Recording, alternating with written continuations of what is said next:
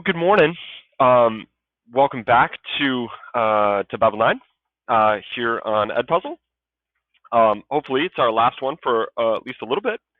But we're picking up the final, or the final two-thirds of the Noah story. And our objective today is to, well, one, understand the story. Enter into some of the debates around the story, and to understand the critical, and maybe this is going to sound weird, but like the critical issues around the Noahic covenant, God's covenant with Noah, how that impacts us today, and understand a really strange scene that happens at the end of the story, where there's sin from Noah and a falling out amongst Noah's family. So we want to understand, like, what exactly is that about, and what do we make of that? Because there's some confusion there, and we'll see if we have time. We'll jump into the Tower of Babel story, which won't take us very long. Okay, so let's jump right in. We had identified last time that we're going to argue in class that the villains of this story are the kings, the sons of God, who were abducting women, forcing women to become their wives, producing sort of a class of warrior princes called Nephilim. Nephilim here, maybe like our word, like lieutenant or sergeant, sort of a distant, strange term that we maybe sort of know what it means without really knowing what it means. So a class of warrior princes, Nephilim, right? Now, it says this.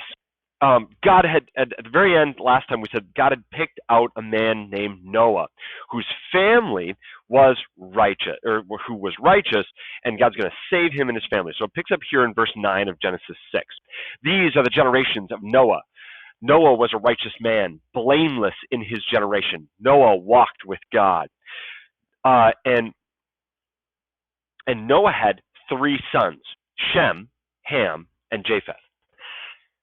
Now the earth was corrupt in God's sight, and the earth was filled with violence.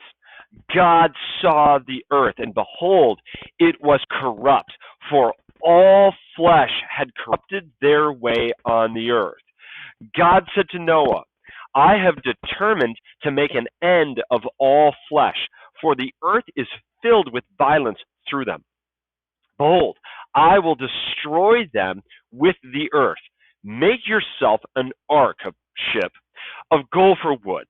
Make rooms in the ark and cover it inside and out with pitch, which is a form of like tar. It's a water sealant.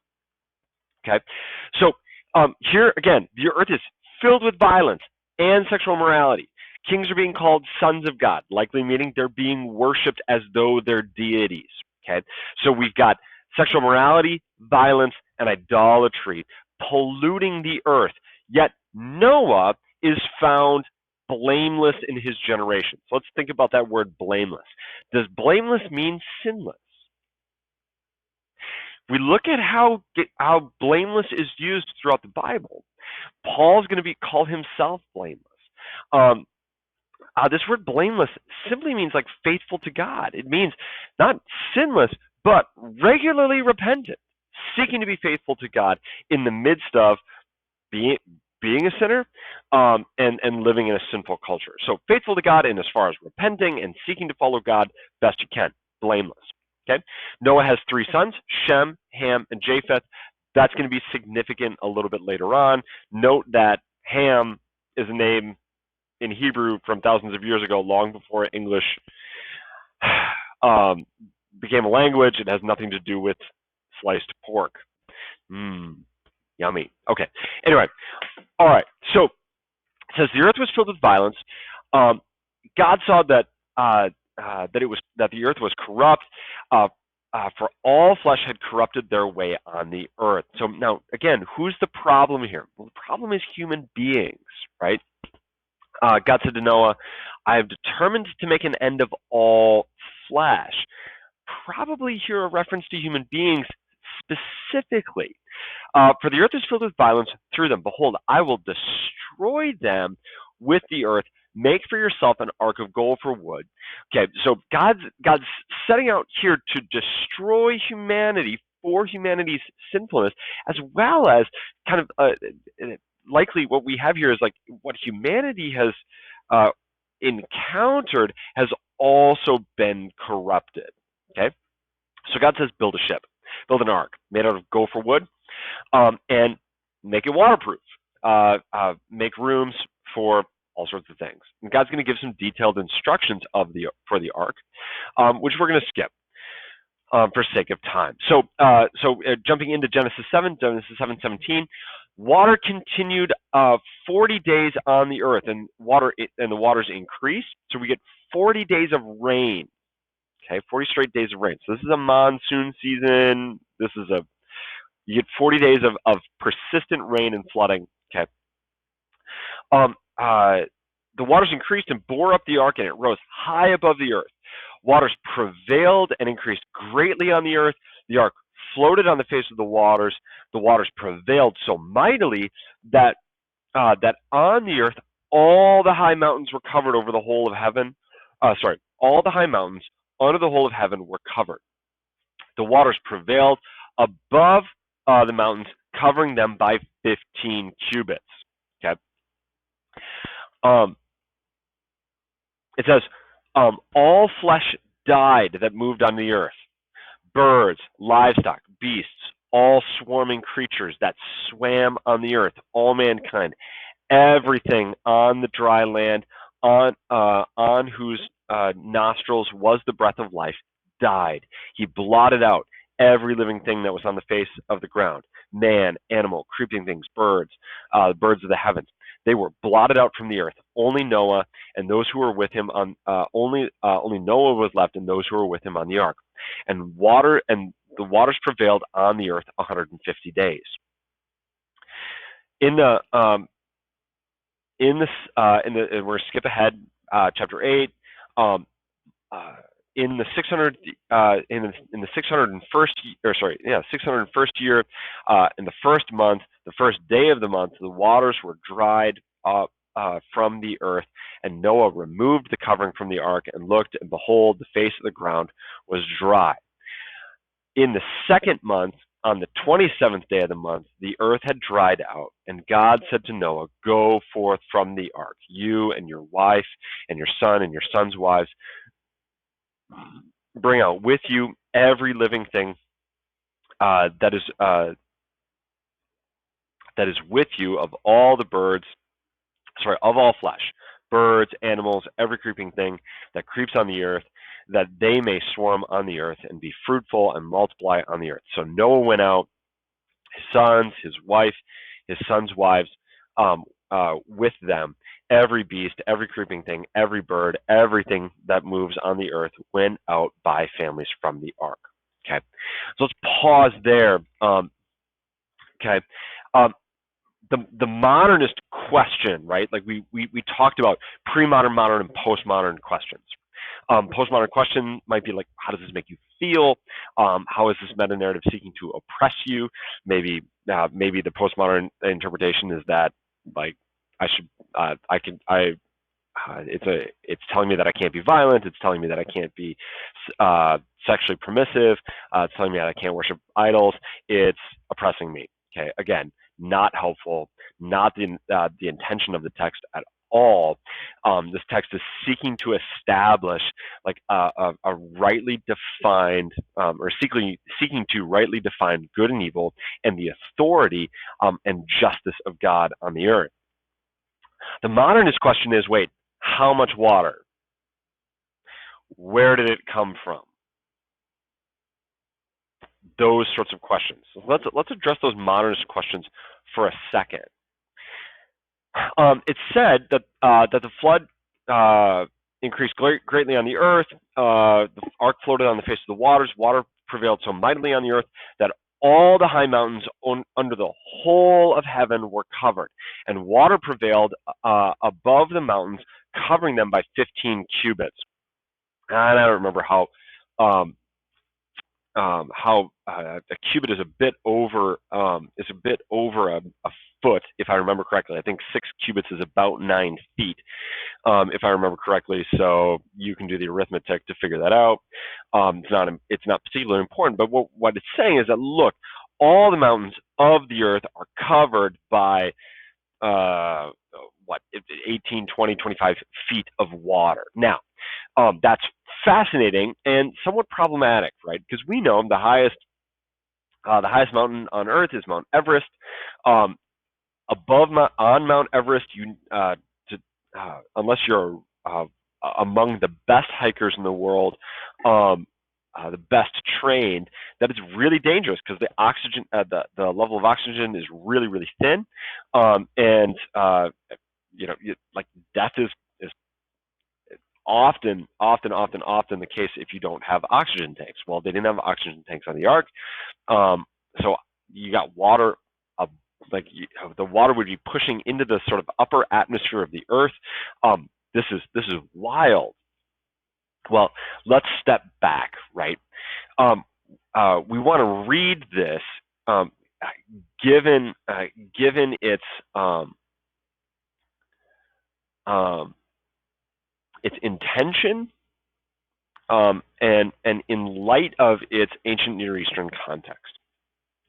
So again, what's God's purpose here? God's purpose is to wipe out sinful humanity. Does he need? Just bear that in mind. Does Noah have a rudder, have sails, have an engine on his boat? No, it's just a big boat. It's built to survive the flood, and it goes wherever the winds take it. So does Noah remember they're on, if you noted the time in your reading, they're on the ark about a year. Okay, total. Yeah, it rains 40 days and 40 nights, but they're on the ark about a year before they get off. Do they do a comprehensive survey of the earth in that time? Well, no. They don't have means to do so. It's beyond what they're capable of, and beyond the scope of what they're responsible to do. So when it says the water covered all the high mountains, what does that mean? Well, it's a way of saying there was no land left in their view. Okay, so does the account really require, even the language itself really require, that every square inch of earth be covered? No, I don't think it does. God's intention is to wipe out sinful humanity. Could it be like so? What? There's no need to cover every square inch of earth with water, particularly if we're talking like 80,000 years ago, and humanity in a fairly limited geographical region. Say most humans are living in the Middle East and North Africa at this point.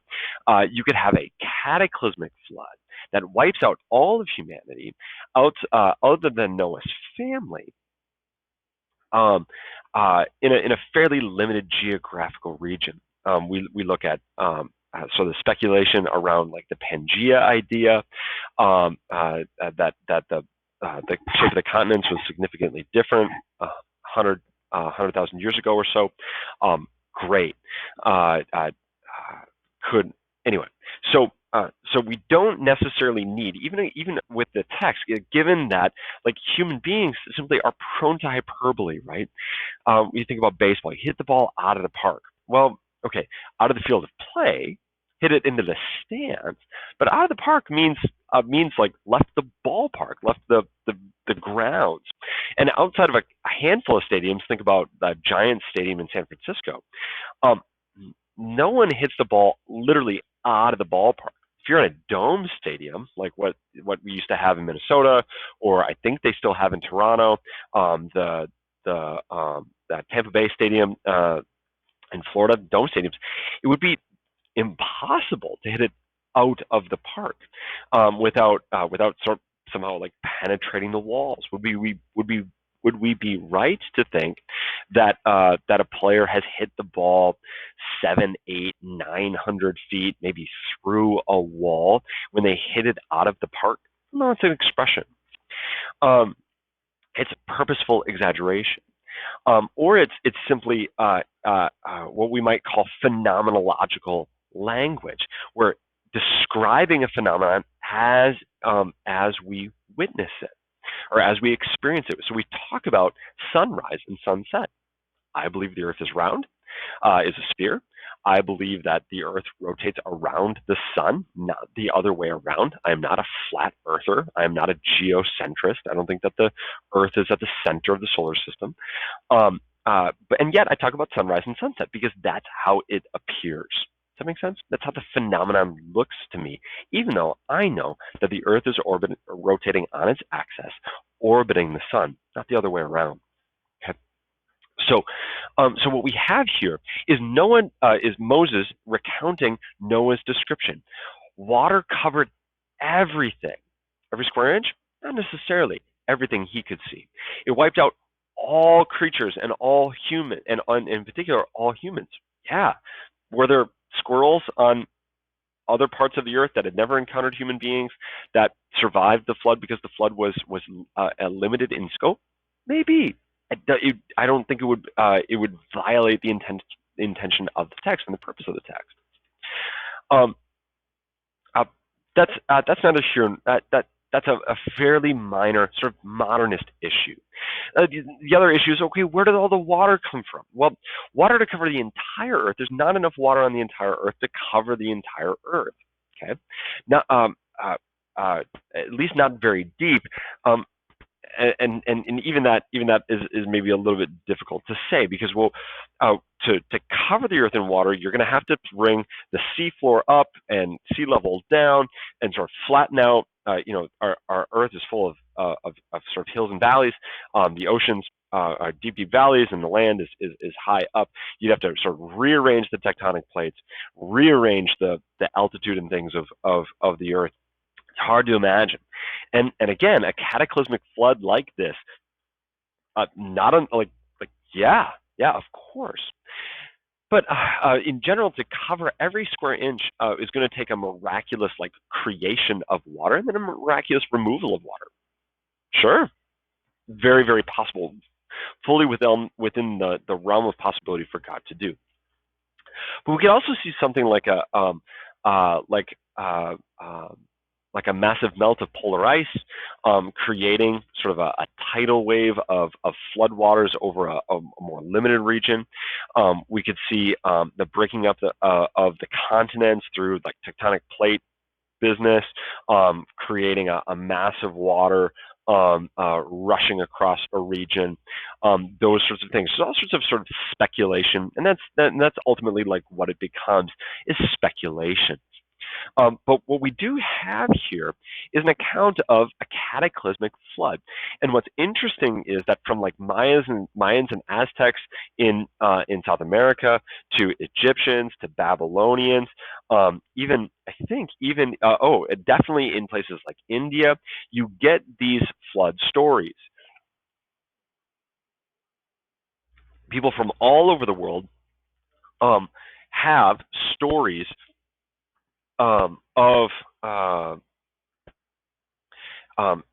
people from all over the world have stories of a cataclysmic flood. And while they differ in details, they have this one idea. All humans are wiped out except a lone hero. So what we're going to argue is that there was in fact a flood that wiped out humanity early in human history, that these other that the memory lingers in various peoples in various places, but we're going to argue that the story in the Bible is the accurate one, is the one that's trustworthy, because the God of the Bible is the true God, and that's maybe a larger argument. So what we have here is God using a flood to wipe out sinful humanity. This we often focus on God saving Noah and the animals, but let's be honest. This is a judgment on sinful humanity for their sexual morality, for their violence, for their idolatry.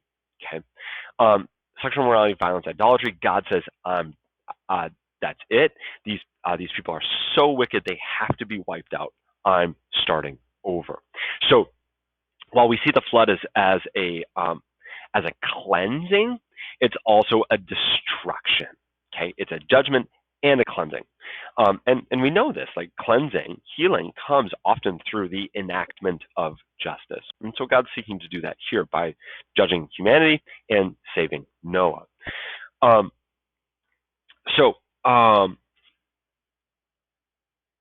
Water prevailed. Water covered the earth for about half a year, a little less than half a year, 150 days. Water was over the earth. At the end of that year, Noah and his family, again, they're on the ark for about a year. They get off the ark. They're finally able to leave the ark. And first thing that Noah does here in chapter 8, verse 20, is Noah builds an altar to the Lord. He took some of every clean animal, some of every clean bird, and offered a burnt offering on the ark. Here we've sort of skipped portions of the story for the sake of time. Understand, when you read this story, you've already read it, maybe you noticed this. The story doesn't function in a strictly linear pattern. Okay. The ancients thought that a story that's told in A, B, C, D, E, F order was sort of boring. So they'll give you a hint about the end at the beginning, and then they'll sort of intersperse details. They'll sort of start and stop the story multiple times, sort of weaving pieces together as you go. Back when Lost was a show that everyone was watching, like probably right around the time you were born. Sorry. That was really evident. Lost did a great job of telling a non-linear story. If you saw like Dunkirk, that story was told in sort of a non-linear fashion. So you'll note that the story is in sort of bits and chunks, in sort of a spiraling order. You'll get beginning and end, beginning, middle, middle, end, beginning, end, middle, end, sort of order, to try to keep you interested. This is what's going to happen, back to where we were, back and forth, back and forth, back and forth, back and forth.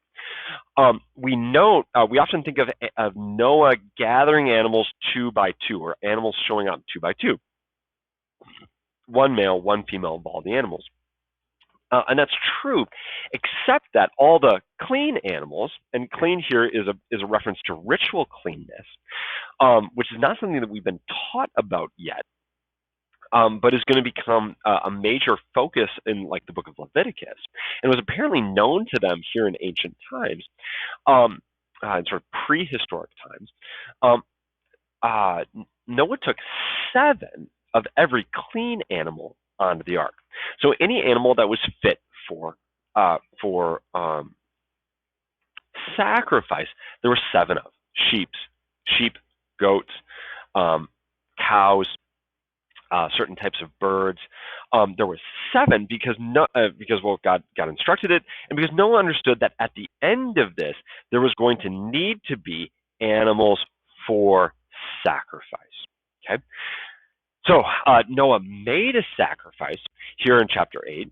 First thing, right off the ark, when the Lord smelled the pleasing aroma, the Lord said in his heart, "I will never again curse the ground because of man. For the intention of man's heart is evil from his youth. Never will I ever again strike down every living creature as I have done.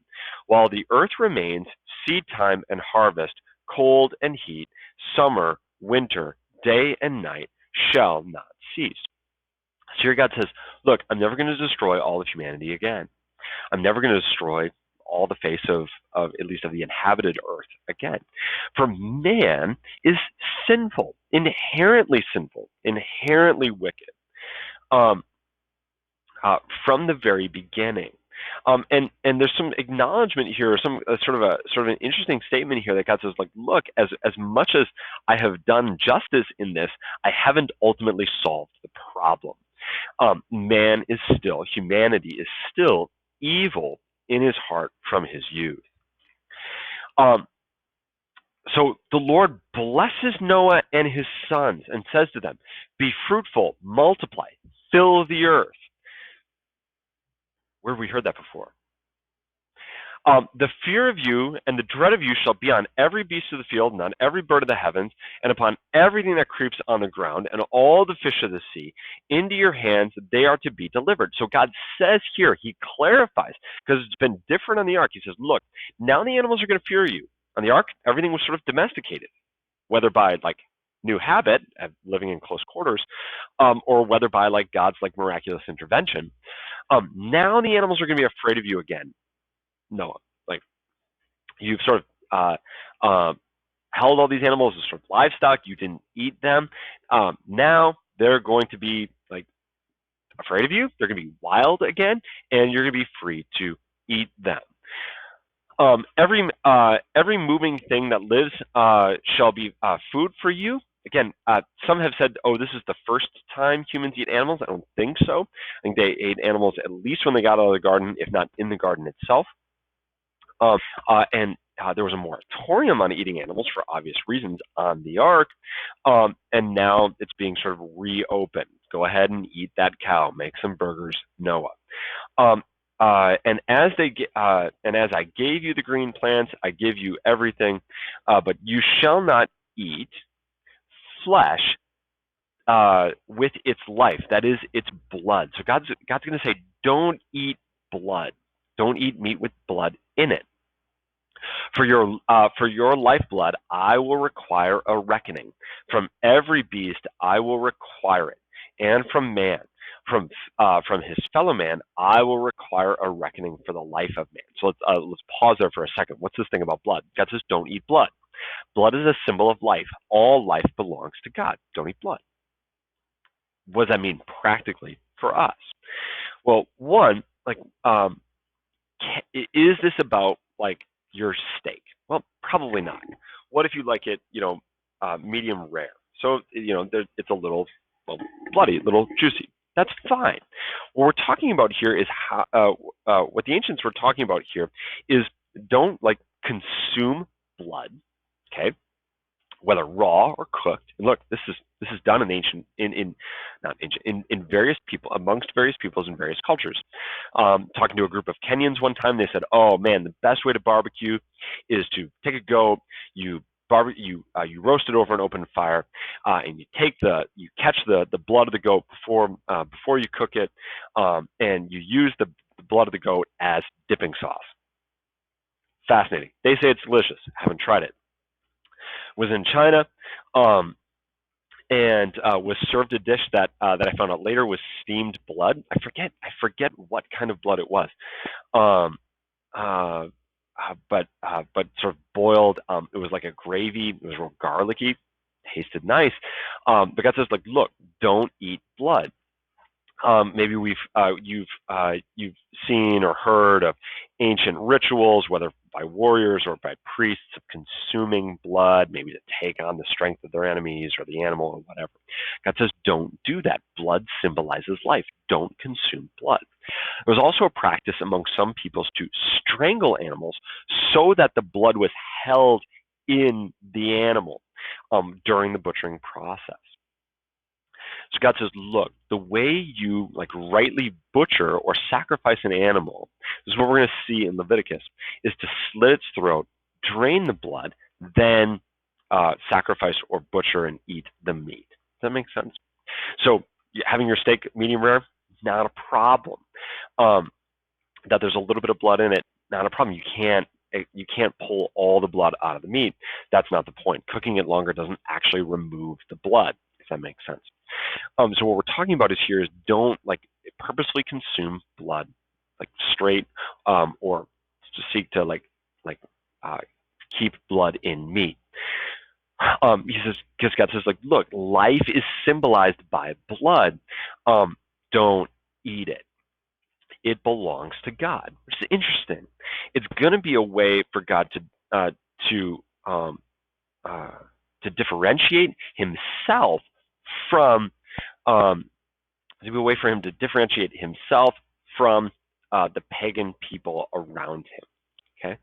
Then He says, look, I'm going to require a reckoning for every animal and every man that dies. I'm going to require an accounting, other translations say. So every animal you kill, like, you're going to be held accountable for it. Every person you kill, you're going to be held accountable for it.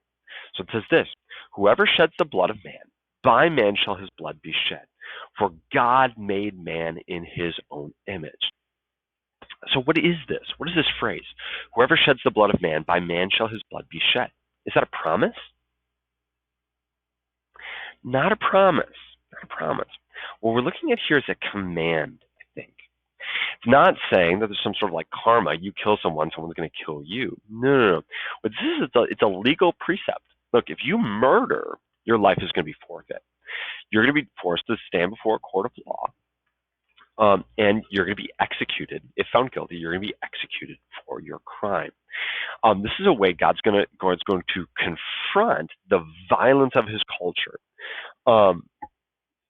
You murder, you're going to be held accountable by a court who's going to execute you. It's going to put an end to that violence. For God made man in his own image. So if you take the life of an image bearer, you've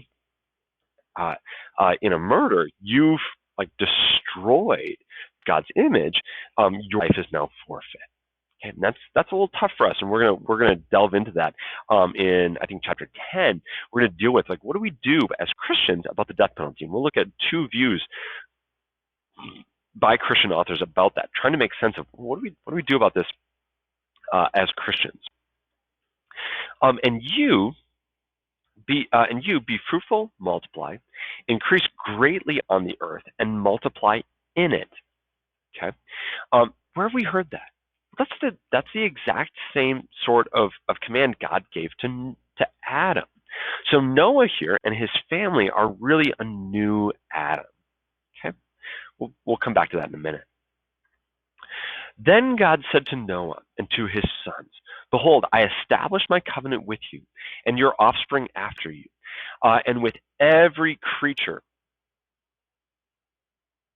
that is with you, the birds, the livestock, every beast of the earth with you.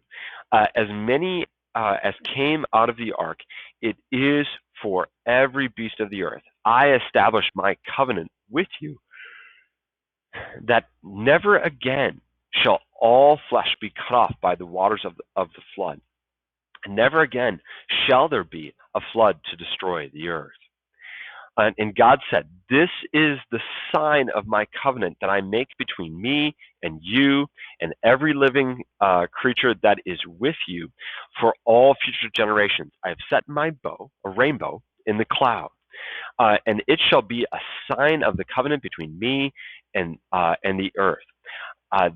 When I bring clouds over the earth, the bow is seen in the clouds, and the bow is seen in the clouds. I will remember my covenant between me and you and every living creature of all flesh, and the waters shall never again become a flood to destroy all flesh. Then when the bow is in the clouds, I will see it and remember the everlasting covenant between God and every living creature of all flesh that is in the earth.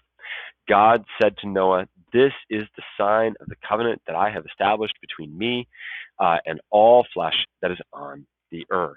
Now, sorry, this slide's a little small, but we've got lots to talk about here. The sacrifice of Noah, the sacrifice of praise to God for his faithfulness in saving him, is seen by God, who responds then with a covenant. So what's the promise of the covenant? The covenant promised that God would never destroy all living things with water again, with a flood again. But the covenant also has stipulations. There's things that God is requiring of humanity. First thing is a positive. He says, be fruitful and multiply, fill the earth. God gave Noah every animal and plant for food. God's saying, Noah, you're the new Adam. Be fruitful, multiply, fill the earth, and subdue it. Fulfill your image-bearing purpose. It said, do not consume blood, for blood symbolizes life, and all life belongs to God. Do not murder. Murderers will be executed, for the lives of those made in God's image are precious and will be defended. This is in response to the pervasive pre-flood violence, right? Next, fourth, um, God says, "Do not commit sexual immorality." Now, this is sort of implied. Um, uh, this is taken on by later Jewish interpreters. It's not explicitly stated in the terms of the covenant, but assumed by Jewish interpreters later because of the sexual morality of the sons of God prior to the flood. And do not worship idols. Again, not explicitly stated as a term in the covenant, but assumed by Jewish interpreters, and indeed, in fact, assumed by the New Testament, because the kings of the earth called themselves sons of God and demanded worship as idols. In the Council of Jerusalem, in Acts 14, forgive me if that's the wrong chapter. In Acts, there's a question: how are Gentiles saved? Well, obviously they have to believe in Jesus, but do they have to follow all of the commands of Moses? Well, the answer is no. The commands of Moses, the covenant with Moses, is for Israel only. So faith in Jesus and all that he teaches, which is going to take up much of the Mosaic covenant, but what they're required is to follow the covenant with Noah. For the covenant of Noah is assumed for all people, or it's over all people, because all the people that exist are Noah and his family. So the early church says to Gentile believers, to non-Jewish believers in Jesus, be fruitful and multiply, do not consume blood, do not murder, do not commit sexual immorality, and do not worship idols. That's the commands that are going to be vital to you, along with all of the teachings of Jesus and the apostles. Okay, so this remains like for us. We ought not eat blood. We ought not murder. We ought not commit sexual morality, and we ought not worship idols. Okay.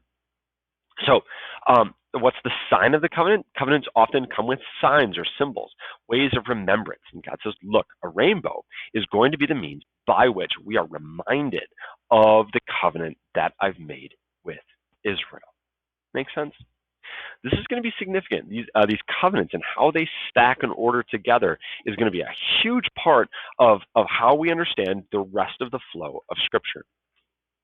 Now, the sons of Noah went forth from the ark, were Shem, Ham, and Japheth. Ham, it's noted here, was the father of Canaan. Now, who are the Canaanites? Well, the Canaanites are the people who live in the Promised Land prior to Israel's entry. God is going to say they're so wicked that he's going to send Israel as means of judgment. Israel's task is to, be an army that wipes out the Canaanites because the Canaanites are so wicked. So here we have foreshadowings. God is hinting to us. Remember, the original readers, so the original author here is Moses, the person writing it down. The original readers are the Israelites in the desert, having left Egypt, on their way to Canaan. So we've got some political shade being thrown and some foreshadow being done here. Ham was the father of Canaan. Well, if his great-great-great-grandsons are deeply, deeply wicked, what are we going to assume about Ham? Well, he's probably wicked too. These three were the sons of Noah, and from these, the people of the whole earth were dispersed. Okay. Now, Noah began to be a man of the soil, and he planted a vineyard. So here we have Noah, like Adam, planting a garden. Now, he drank of the wine of his vineyard, planted grapes, and he became drunk and laid uncovered in his tent. Oy, oy, oy. Okay. Here again, like Adam, Noah's having an issue with the fruit of the garden. Okay. Notice the symmetry. Now, Ham, the father of Canaan, saw the nakedness of his father, and told his two brothers outside. Then Shem and Japheth took a garment, laid it on their shoulders, and walked backwards and covered the nakedness of their father. Their faces were turned backwards, and they did not see their father's nakedness. When Noah awoke from his wine and knew what his youngest son had done to him, he said, "Cursed be Canaan, a servant of servants shall he be to his brothers." He also said, "Blessed be the Lord, the God of Shem, and let Canaan be his servant. May God enlarge Japheth, and let him dwell in the tents of Shem, and let Canaan be his servant." After the flood, Noah lived 350 years. No, again, we can't say that when God says uh, the the age of men will be 120 years, that's a countdown to a flood, not a limit on the lifespan of humans, because Noah's going to way outlive that even after the flood. All the days of Noah were 950 years, and he died. So again, be reminded of the parallels between Adam and Noah. Adam and Noah received parallel blessings, okay, and commands to be fruitful, multiply, fill the earth, and subdue it. Like at Noah, like Adam, lives in a garden after the flood, and Noah, like Adam, has an issue of sin with the fruit of the garden. He gets drunk, sin. Okay, so no prohibition against consuming alcohol, but there is numerous prohibitions against getting drunk. Now, what in the world is this weird story about Ham? And this is going to take some sort of deep dive into the context of the ancient Near East. So, what's the sin of Ham? Well, a couple of options here.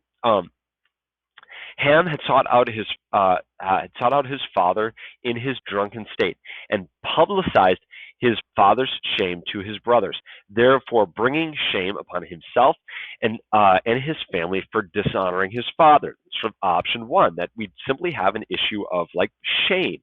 That Ham saw his father in a shameful state. That itself was shameful. Instead of sort of hiding it or concealing it, he publicizes it and brings shame on his family. Maybe. Second option, this is one that's maybe my most common and not out of the question, but maybe not the best option, is the idea that Ham committed an act of committed an indecent sexual act against his father in his drunken state. And I think, and maybe because of the sexual morality of our own culture, sort of the vagueness of the text, this is sort of the assumption that it must have been something really, really illicit like this. But that doesn't seem to be the case.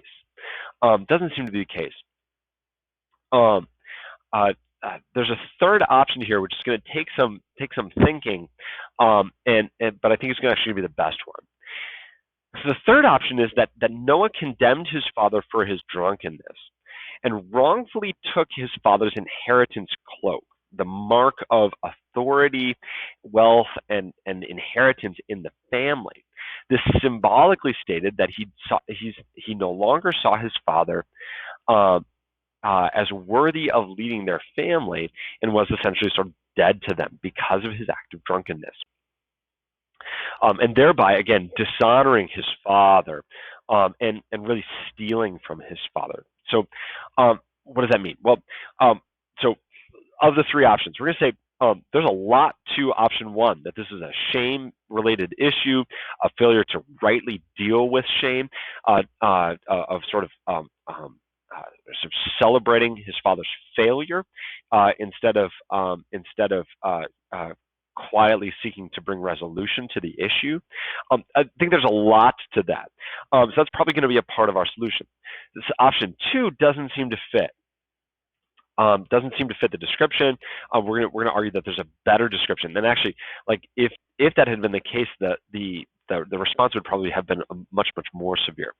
So what's this about inheritance? Well, in the ancient world, there was something called an inheritance cloak. It was a garment that goodness, this would be so much simpler in class. Maybe we'll go over this again on Monday when we're together. In fact, let me grab a sheet of paper here. Let's see. Sorry. Just pause for a second. So, inheritance was a really important thing in the ancient world. Inheritance was a really important thing in the ancient world. And we need to understand how they saw inheritance. Imagine having three sons, right? And well, we have three sons in this story. We have Shem, Ham, and Japheth. If I spelled Japheth correctly, okay? So if you can see that, Shem, Ham, and Japheth. Now, in our culture, to do the inheritance, to divide up the wealth amongst the children, we would generally do that equally, right? We generally do that equally, but that's not how the ancients did their inheritance. The way they did their inheritance was that the first son, or they would typically the first son, um, um, but they had this idea of like a primary inheritor,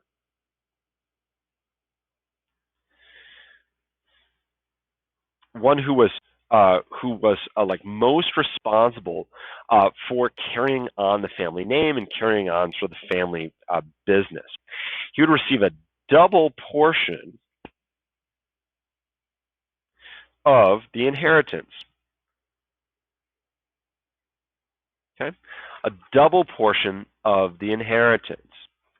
So what does that mean in this case? Well, three brothers is actually really simple to think about. Um, if you've got three brothers, but one of them gets a double portion, really you're going to have four portions. This is tricky. But if we look at it in terms of a pie chart, the inheritance is going to be broken up this way. You've got half, quarter, quarter. So notice one is double. Okay, so we're going to have Shem, Ham, and Japheth getting the inheritance. So when Noah dies, we would expect that Shem would get half the inheritance, Ham would get a quarter, Japheth would get a quarter.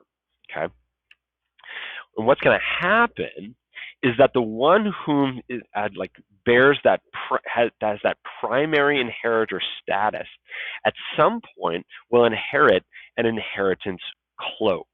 Okay, maybe it's still being worn by Noah. Maybe it's still sort of in the possession of Noah.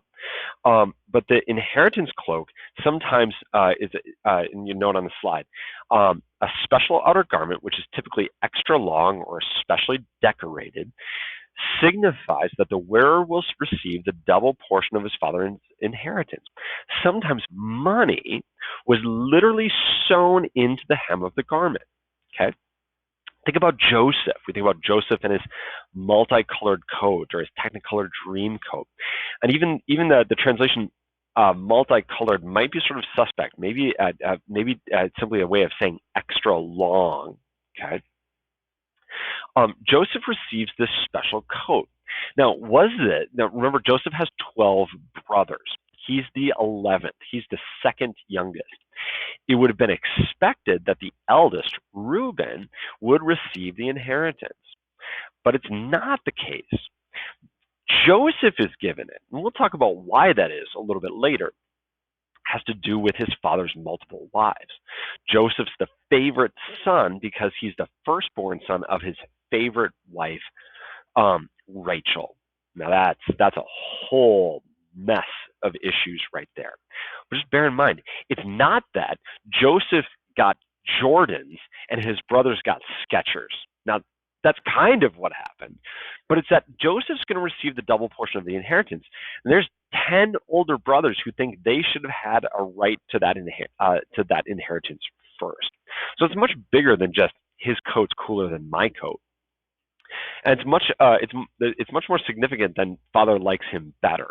Okay, Joseph's going to get the double portion of the inheritance. Now, with 12 sons, how big is his double portion? Is it half? Well, no. If there's 12 sons and one's going to get a double portion, really there's 13 portions. So Joseph's going to get 2/13 of the inheritance, and the rest of the brothers are going to get 1/13 of the inheritance. Oy, oy, oy. That's too much math. That's too difficult of a fraction for what we have time for today. But just keep that in mind. If that math is confusing, we'll go over it again and think through it more. Okay. So this also comes up in the story of Samson. Samson has this wager. He offers 30 garments. If he loses the bet, he loses the bet. So what does he do? He goes to the neighboring Philistine. He's making this bet with Philistines, the enemies of God. When he loses the bet because he's betrayed, he goes and he murders 13 Philistine men, and brings their garments back. What's he doing? Is this about clothes? And again, no, this isn't about the latest thing from American Eagle or the Gap or I don't know where people shop, whatever. Um, uh, uh, this isn't about the latest trends. This is about inheritances. That's why he can't just go steal clothing or buy clothing. He has to execute Philistines and take their garments.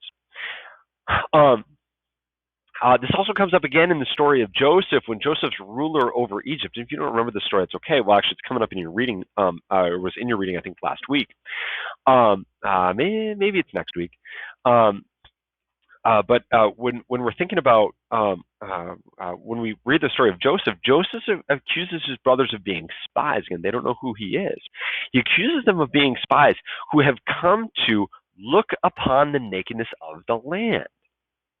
It's a strange phrase. What it means is that he's accusing the spies of coming to steal the inheritance of Egypt, to make the men naked, to rob them of everything that they have. Spies do that. Excuse me. Now, so where are we getting this idea? Well, it says that Ham came in, looked upon the nakedness of his father, and went out to tell his brothers. So tell his brothers what? That their father had sinned. Sure, yeah, that their father was undressed, that he saw it. Sure, okay. But then it says Shem and Ham took the garment. Now it says a garment in English, but in Hebrew, literally the garment. And you're like, well, where'd this garment come from? And maybe it doesn't seem all that significant until you start thinking about inheritance.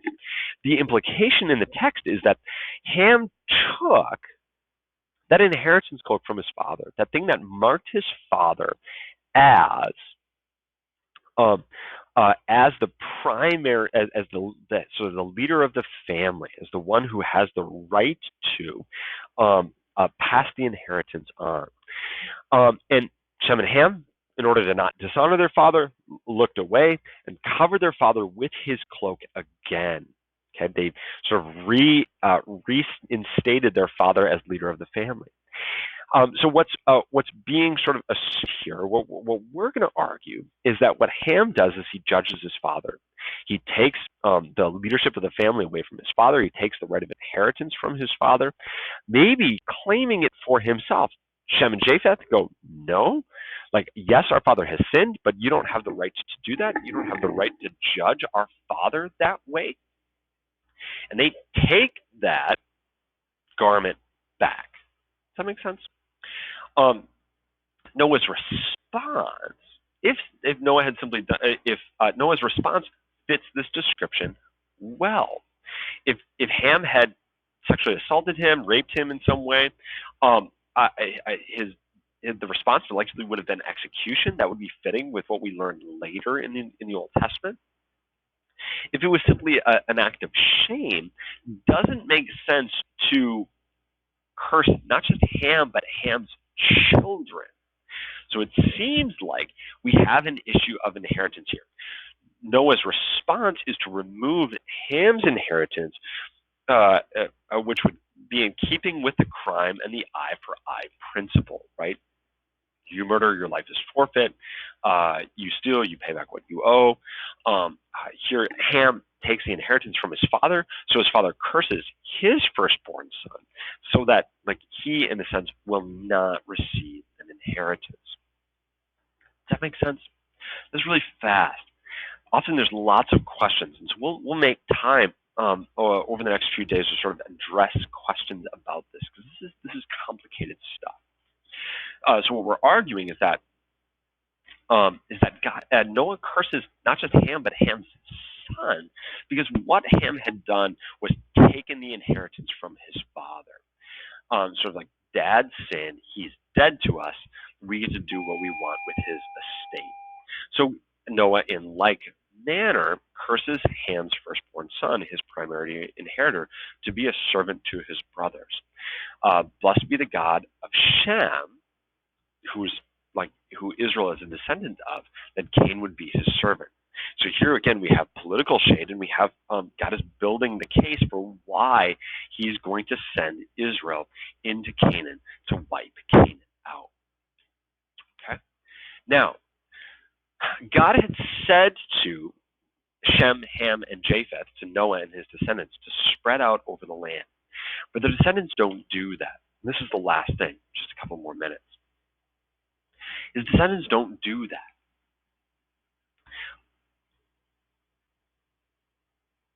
What his descendants do, what their descendants do, is they go and they settle in one place. It says this, chapter 11. Chapter 10 is genealogy, chapter 11.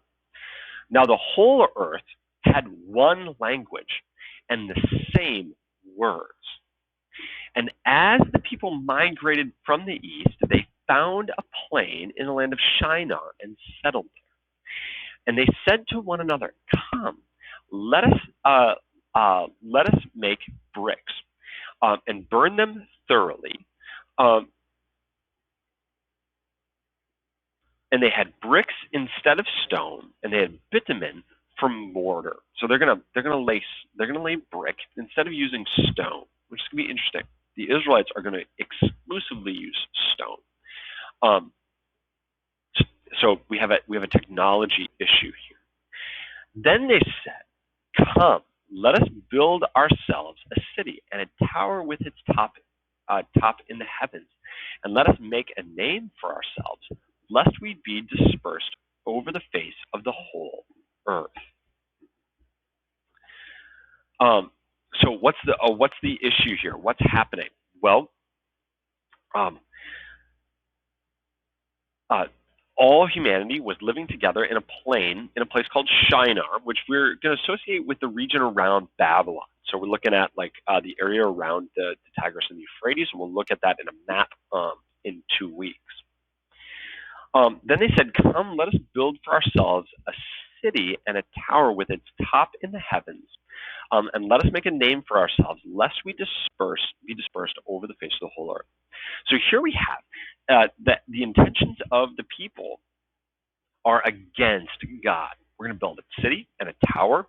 We're going to become famous. And it says we're going to build a tower in the heavens. And likely what we're talking about here is a step pyramid. And there's lots of examples of this. We're thinking like in a Babylonian ziggurat. So it's a pyramid that has steps in it. I can't do this.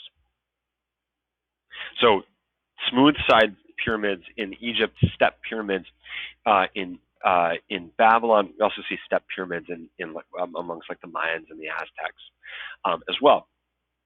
But the idea of the step pyramid here is that human beings are going to ascend up to heaven.